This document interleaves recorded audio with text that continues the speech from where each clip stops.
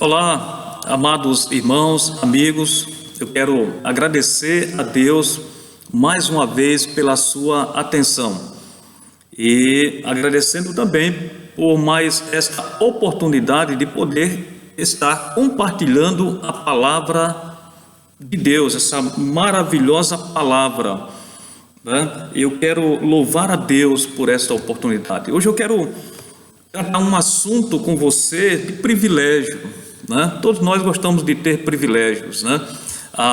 E eu quero tratar um texto e eu espero que você almeje ter esses privilégios na sua vida. Se você não tem, óbvio, né? Se você tem, né? Se alegre cada vez mais, né? Com essas certezas que o Senhor Jesus nos garante.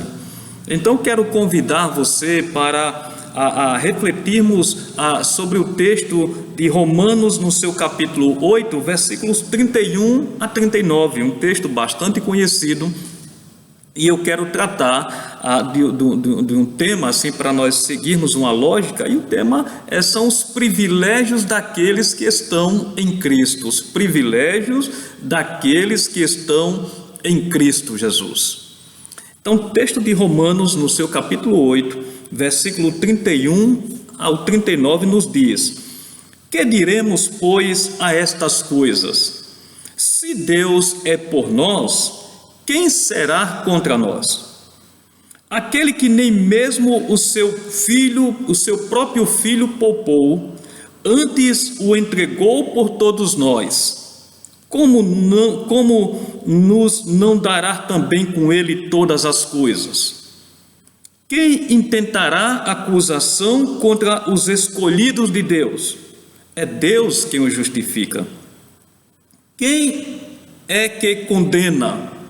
Pois é Cristo que morreu, ou antes quem ressuscitou dentre os mortos, o qual está à direita de Deus, o qual também intercede por nós. Quem nos separará do amor de Cristo? A tribulação, ou a angústia, ou a perseguição, ou a fome, ou a nudez, ou o perigo, ou a espada? Como está escrito: por amor de ti somos entregues à morte todo o dia. Somos reputados como ovelhas para o matadouro. Mas em todas essas coisas somos mais do que vencedores por aquele que nos amou. Porque estou certo de que nem a morte, nem a vida, nem os anjos, nem os principados, nem as potestades, nem o presente, nem o porvir, nem a altura, nem a profundidade, nem alguma outra criatura nos poderá separar do amor de Deus que está em Cristo Jesus, nosso Senhor. Amado Deus, nosso muito obrigado pela tua bendita palavra. Te damos graças, Senhor, e que teu Espírito, que é o nosso professor por excelência, esteja abrindo os nossos entendimentos e nos dando sabedoria, Pai, para compreendermos a tua palavra no nome de Jesus. Amados, alguém tem uma posição social, né? Alguém que tem uma posição social, seja política, seja intelectual, material, né, privilegiada, sempre desfruta de vários benefícios, né, advindos de tal posição. Uma pessoa famosa e benquista pela sociedade, amados, em geral, sempre terá o privilégio de ser recebido com honra onde quer que vá. Uma pessoa que possui uma posição financeira, né, material privilegiada, sempre poderá desfrutar do privilégio de fazer maravilhosas viagens, né, ir nos melhores restaurantes, né, por todo este mundo. Mas os que estão em Cristo Jesus desfrutam também de uma posição, né, espiritual extremamente privilegiada. O texto nos mostra né, alguns aspectos da posição espiritual, né, dos privilégios daqueles que estão em Cristo Jesus. E o primeiro privilégio que nós podemos analisar aqui no texto está no versículo 31 e 32, né? Ninguém pode ser contra eles, ninguém pode ser contra aqueles que estão em Cristo Jesus, né? Ou seja, o texto nos diz: e que diremos, pois, a estas coisas? Se Deus é por nós, quem será contra nós? Aquele que nem mesmo seu próprio filho poupou, antes o entregou por todos nós, como não nos dará também com ele todas as coisas? E diremos, pois, à vista dessas coisas? Mas que coisas? Que coisas são estas que Paulo está se referindo, né? Que coisas são essas? Agora, se nós analisarmos, eu quero fazer você entender que esses privilégios vêm diante daquilo que Cristo ele fez por cada um de nós. Então, primeiro, Cristo nos libertou. Veja no versículo 2, capítulo 8, versículo 2, que vai nos dizer: porque a lei do Espírito de vida em Cristo Jesus me livrou ou me libertou da lei do pecado e da morte. Que coisas são essas, né? Primeiro, que Cristo nos libertou. Segundo, está no versículo 9, que nos diz: vós, porém, não estáis na carne, mas no Espírito, se é que o Espírito de Deus habita em vós. Mas se alguém não tem o Espírito de Cristo, esse tal não é dele. Então, que coisas são essas? Que coisas são essas? O Espírito de Deus habita em nós. No versículo 11, Paulo vai dizer: e se o Espírito daquele que dentre os mortos ressuscitou a Jesus habita em vós, aqueles que dentre os mortos ressuscitou a Cristo, também vivificará os vossos corpos mortais pelo seu Espírito que em vós habita. Ou seja, nossos corpos serão vivificados, ressuscitados, conforme o versículo 11. No versículo 14 ao 17, Paulo diz: porque todos os que são guiados pelo Espírito de Deus, esses são filhos de Deus. Porque não recebestes o espírito de escravidão, para outra vez estardes em temor, mas recebestes o espírito de adoção de filhos, pelo qual clamamos: Abba, Pai. O próprio Espírito testifica com nosso espírito que somos filhos de Deus. E se nós somos filhos, somos logo herdeiros também, verdadeiramente herdeiros de Deus e co-herdeiros de Cristo, se é certo que com Ele padecemos, para que também com Ele sejamos glorificados. Ou seja, somos filhos de Deus e, portanto, herdeiros de Deus. Paulo também trata o que coisas são essas, né? No versículo 18, quando nos diz: porque para mim tenho por certo que as aflições deste tempo presente não são para comparar com a glória que em nós há de ser revelada. Ou seja, os sofrimentos do tempo presente não se pode comparar com a glória que desfrutaremos na eternidade. Versículo 26, Paulo nos diz: e da mesma maneira também o Espírito ajuda as nossas fraquezas, né? Também ajuda as nossas fraquezas, porque não sabemos o que havemos de pedir como convém, mas o mesmo Espírito intercede por nós com gemidos inexprimíveis. O Espírito Santo intercede por nós. E no versículo 28, Paulo diz: e sabemos que todas as coisas contribuem juntamente para o bem daqueles que amam a Deus, daqueles que são chamados segundo o seu propósito. todas as coisas cooperam para o bem daqueles que amam a Deus. E no versículo 29 diz: porque os que dantes conheceu, também os predestinou para serem conformes à imagem do seu Filho, a fim de que ele seja o primogênito entre muitos irmãos. Amados, e Deus nos predestinou para sermos conforme a imagem do seu Filho. Então, diante de tantas bênçãos descritas, se Deus é por nós, quem será contra nós, conforme está no versículo 31. Vamos ver o versículo 32. Aquele que nem mesmo o seu próprio Filho poupou, antes o entregou por todos nós, como não nos dará também com ele todas as coisas? Se Deus se dispôs a ponto de nos dar o que tinha de mais precioso, ou seja, o seu Filho, não haverá de ser por nós também? Não estará conosco?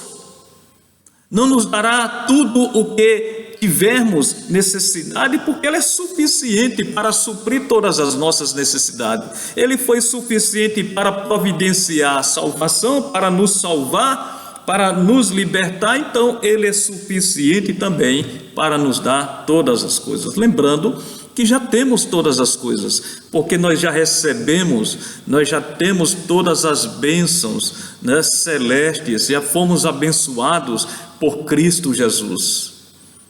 Se você está em Cristo, ninguém pode ser contra você.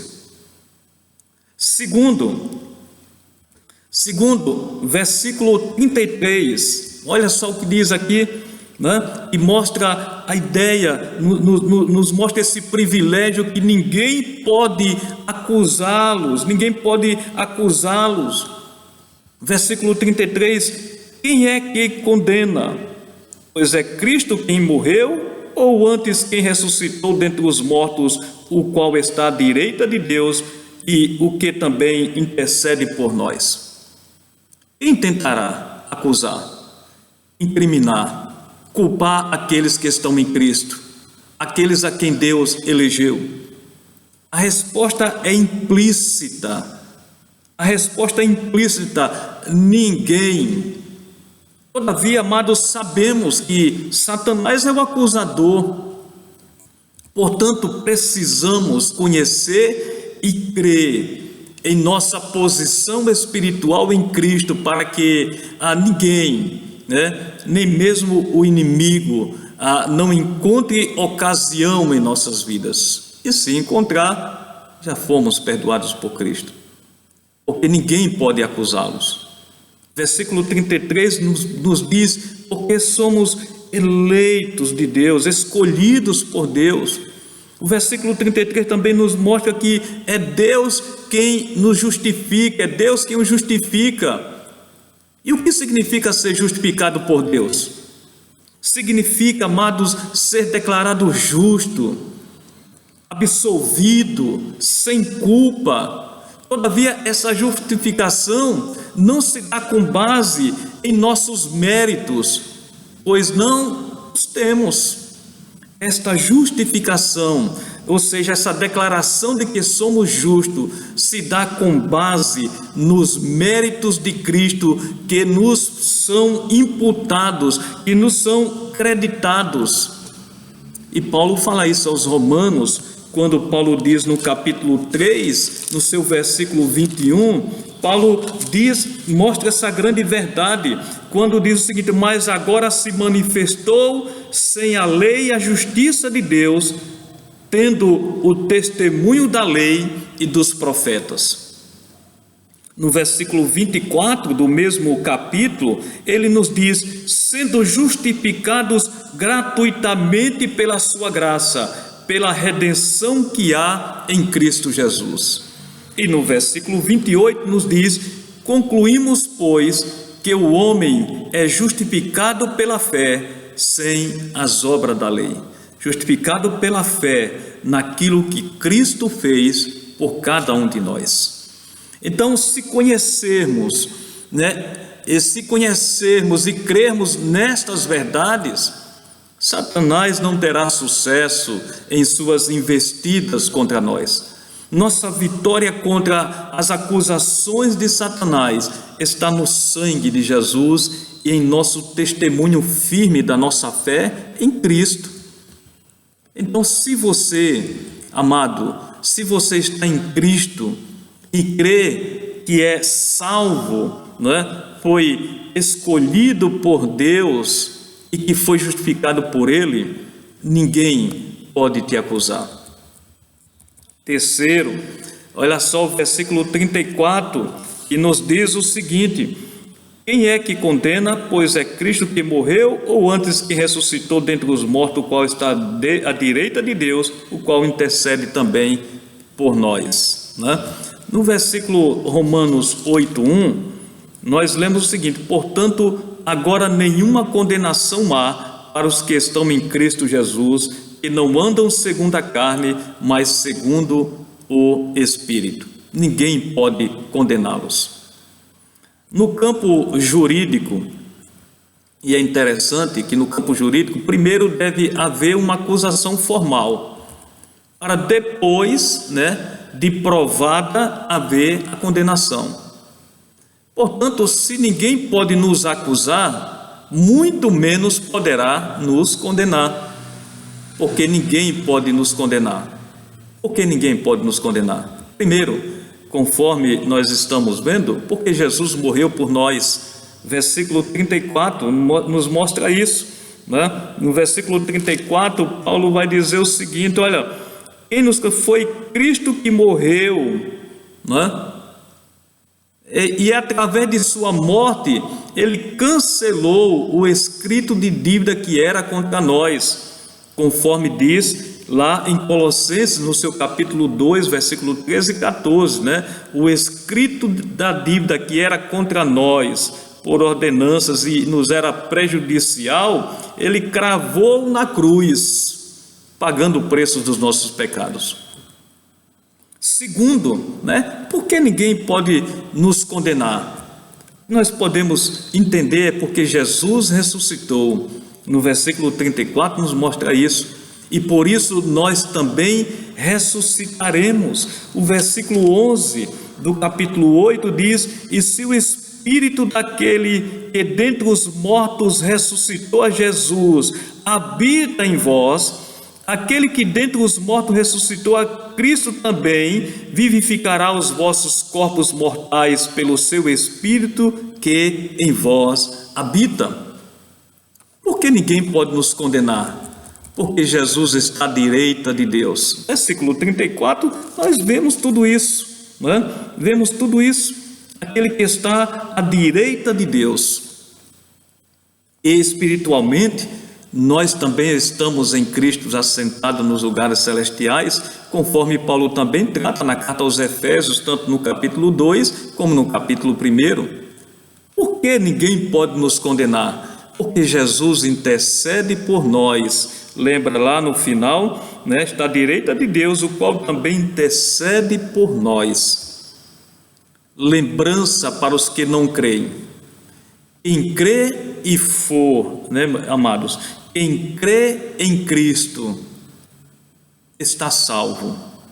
Mas como diz, quem não crê já está condenado. Lembrança para os que creem. Na verdade, amados, Jesus dizendo: na verdade vos digo, que os que ouvem a minha palavra e crê naquele que enviou, têm a vida eterna e não entrará em condenação, mas passou da morte para a vida. Então, se você está em Cristo, ninguém pode te condenar. Um outro privilégio, para aqueles que estão em Cristo, versículo 35, que diz: quem nos separará do amor de Cristo? A tribulação ou a angústia, ou a perseguição, ou a fome, ou a nudez, ou o perigo, ou a espada. Ninguém pode separar-nos do amor de Cristo. Ninguém pode separar você do amor de Cristo. Se ninguém pode ser contra, se ninguém pode acusar, e se ninguém pode condenar, muito menos poderá separá-los de Cristo. O que supostamente poderia nos separar do amor de Cristo?